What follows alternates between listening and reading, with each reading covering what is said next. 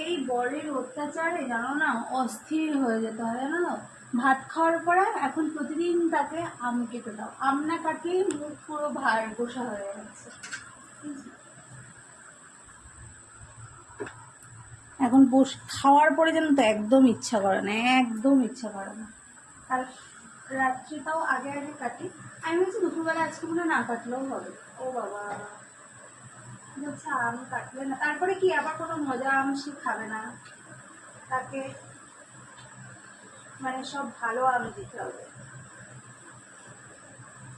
Piece piece করে দিতে হবে। এরকম করে দিলেও সে খাবে না, তাকে পিস পিস করে দিতে হবে, মানে আঠিগুলো কেউ খাবে না,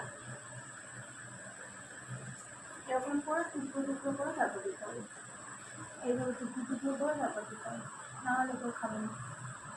মিষ্টি আম একটা খেয়ে দেখ, মানে মানে আমগুলো প্রচণ্ড মিষ্টি, সেটাই বলছি। আমার আম কাটটা রেডি হয়ে গেছে।